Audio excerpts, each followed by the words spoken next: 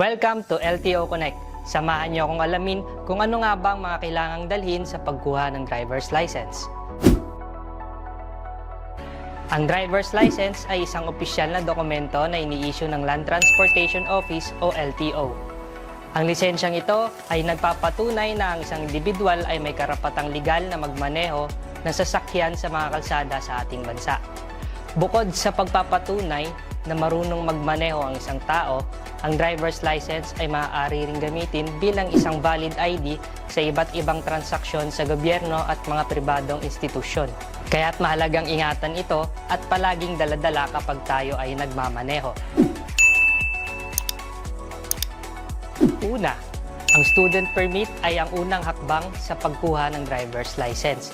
Maaari nang magmaneho ang may hawak ng student permit basta't may kasama siyang isang lisensyadong driver. Ang permit na ito ay may bisa ng 1 taon at kailangan mo muna maghintay ng hindi bababa sa 1 buwan bago ka makapag-apply sa isang non-professional driver's license. Tandaan, valid lang ito ng 1 taon mula sa petsa ng pagkaka-issue nito. Pagkatapos ng 1 taon, hindi na ito magagamit para sa practical driving course at kailangan ng bagong permit kung hindi ka pa handa mag-apply para sa non-professional driver's license. Pangalawa, ang non-professional driver's license. Ito ay nagbibigay ng karapatang magmaneho ng pribadong sasakyan kahit mag-isa. At pangatlo, mayroon tayong professional driver's license. Ito ang lisensya na kailangan mo kung nais mong magmaneho bilang isang profesyon o magmaneho ng pampublikong sasakyan.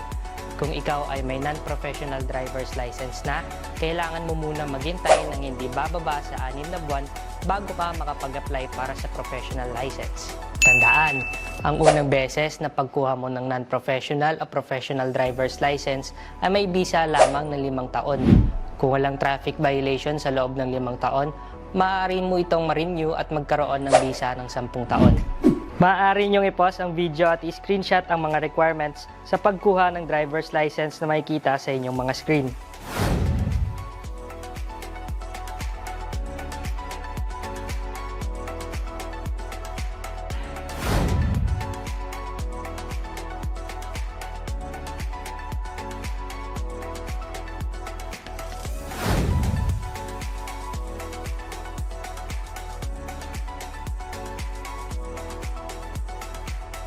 Sa pagkuha ng driver's license, siguruhin kumpleto ang inyong requirements at laging tatandaan, ang lisensya ay hindi karapatan.